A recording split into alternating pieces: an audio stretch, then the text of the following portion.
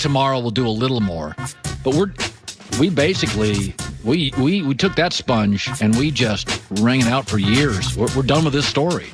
Isn't that amazing? By the end of tomorrow's show, we're probably officially done with it. Do you remember? I think it might have been last year, like maybe a year and a half ago, and you were like, I declare I am not talking about Dak's contract anymore. I was like, man, I don't know. You're probably going to have to. Yeah. But it is finally signed, and after the news broke, his brother Tad showed a photo of them celebrating with a big hug and added the caption, when your little brother gets the call, let's go, Dak. Time to win the Cowboys a Super Bowl. That's an emotional picture.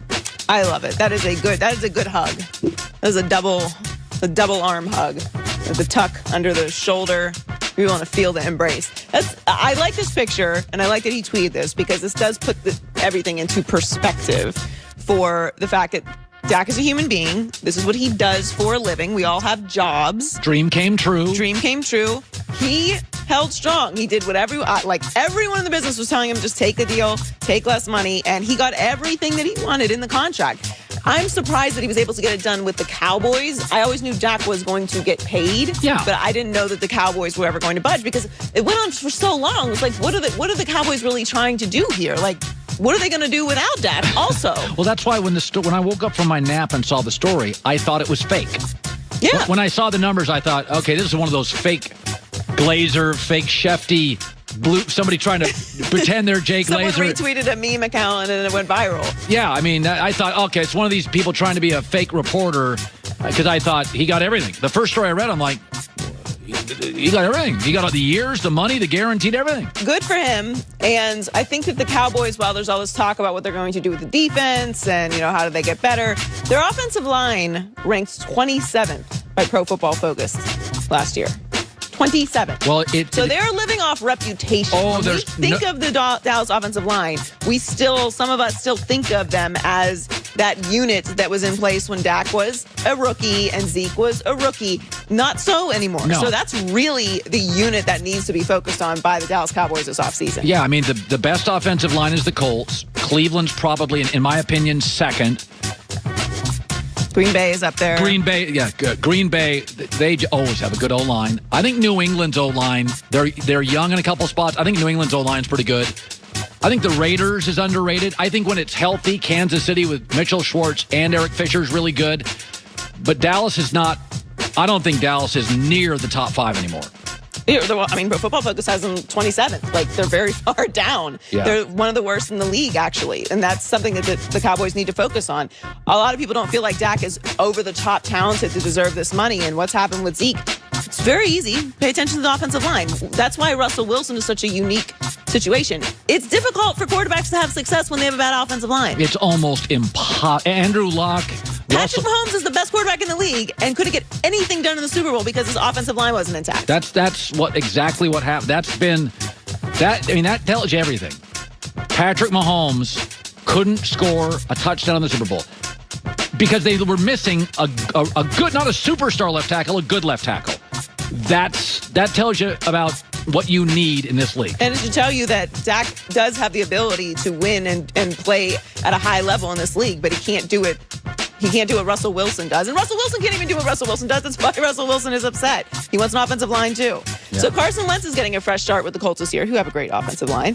He's already familiar with his new coach, Frank Reich, from their time together in Philly. And his former teammate, Jason Peters, thinks that teaming up with Reich, again, is exactly what Wentz needs to get back to his MVP level of play.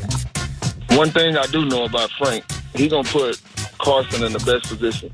He's not going to let him just go out there, have bad mechanics, or just go out there and throw bad balls. So I think Frank's going to bring the best out of Carson because I've seen it when we were on the Super Bowl run. Them two that was great together, and that's a good fit for Carson, I think. He's going to get back to his MVP caliber of play. Weren't you and I both shocked how good Phillip Rivers was last year? Yes. I mean, that to me.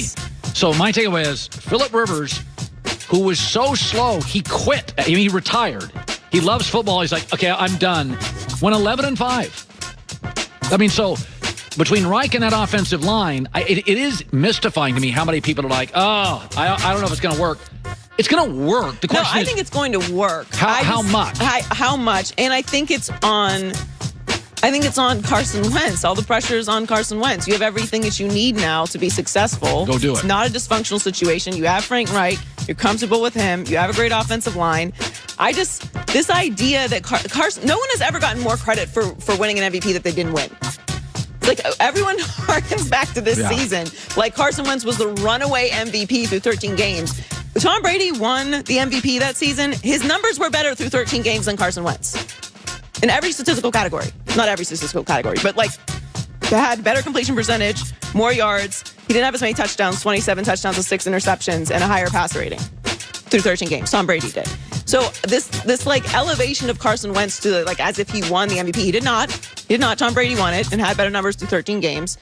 And I think that this is the moment that Carson Wentz has to prove that he is, like you just listed, he's more talented than these other guys, than Dak, than Matt Ryan, than Kirk Cousins, than Ryan Tannehill. Go do it. Yeah, like, I want to see what happens now. Yeah, I mean, he had a really bad year. I'm giving him a chaos pass.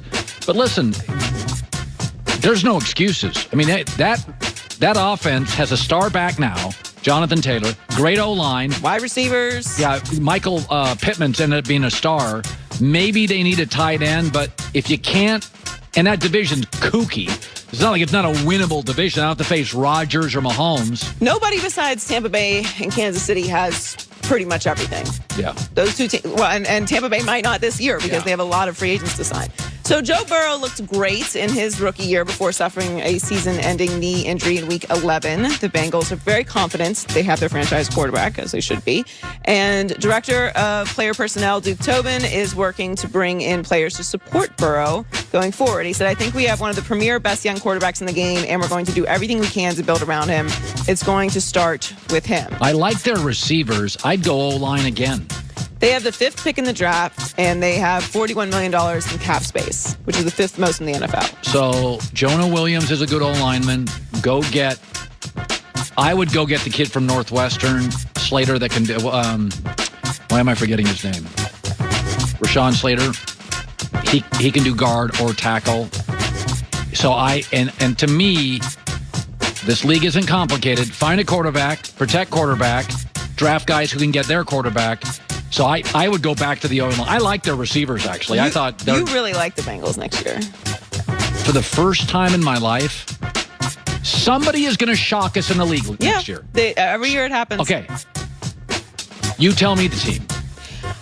I don't know that I'm ready to dip my toe in the Bengals water. All right. I love Joe Burrow. Loved Joe Burrow before the draft.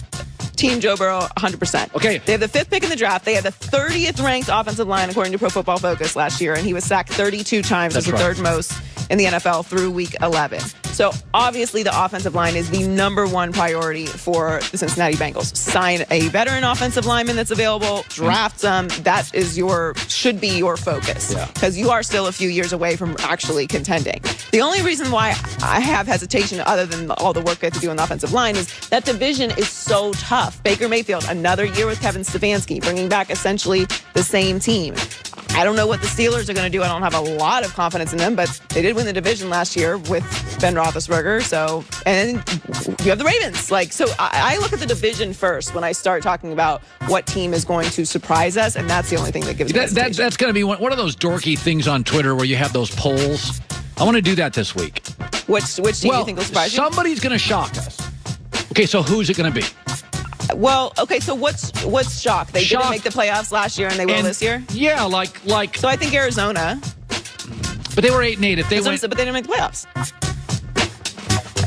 That doesn't feel shocking. That feels improving. Okay, so it's got to be. That's your homework assignment tomorrow. Okay. Cincinnati is my early leader in the. Oh my God, they made the playoffs. No. You think the Bengals are going to make the playoffs? I think if they shore up the offensive line. When I watched that shootout with Cleveland, I sat there and I was like, holy crap. They just got to protect this kid. Everybody's like, oh, Cleveland won. Cleveland, sure, they got way better players. When I watched that shootout against I sat and watched that whole thing, I was just like, oh my God. I mean, by the way, they blew out Tennessee. They had these moments last year. You were like, they had moments. They don't have any players. How are they doing this? I want to see what they do in the offseason because they do have a lot of cap space. If they're aggressive and bring in a couple veterans, I got to think about it. Let me give me some homework time. Joy with the news. Well, that's the news. And thanks for stopping by. The Herd Line News. It is interesting. There were two stories yesterday in the last couple of days that I think have changed the top of the draft. One is Jalen Hurts, the owner for the Eagles, said he's our guy. So Philadelphia's not taking a quarterback at 6. That's the right move, in my opinion. A lot of people had them taking a quarterback. They'll take a receiver. The second thing is